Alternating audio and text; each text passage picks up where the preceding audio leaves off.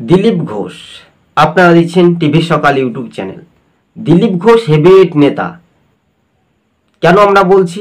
দিলীপ ঘোষ খুব একটা ভালো মানের মানুষ ছিলেন, কিন্তু হঠাৎ করে কি এমন ভুল বদল হয়ে গেল।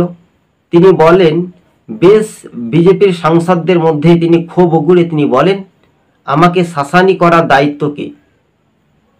অর্থাৎ অর্জুন সিংকে তীব্র কটাক্ষ করেছেন।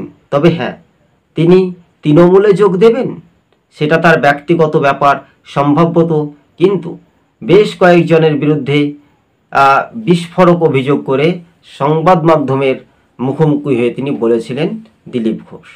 তবে দিলীপ ঘোষ রাজ্য রাজনীতিতেই হেভিওয়েট নেতা নামেই পরিচিত। যদি তিনি তৃণমূলে যান তাহলে বিজেপির একটা বড় একটা ধাক্কা তো হতেই পারে, তাই না? বিষয়টা ভালো করে মনোযোগ দিয়ে শুনে রাখবেন। বিজেপির আখেরে রাজনৈতিক গুঠি একসময় সাজিয়েছিলেন দিলীপ ঘোষ।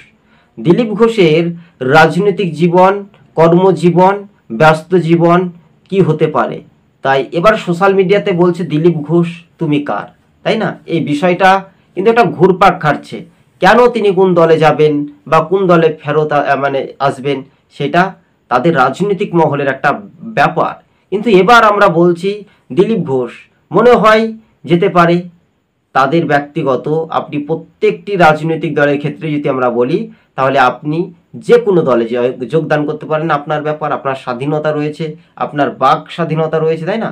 এনার্জি রয়েছে, শক্তি প্রয়োগ রয়েছে। আজকে ছিল এই পর্যন্ত প্রতিবেদন। চ্যানেলটি ভালো লাগলে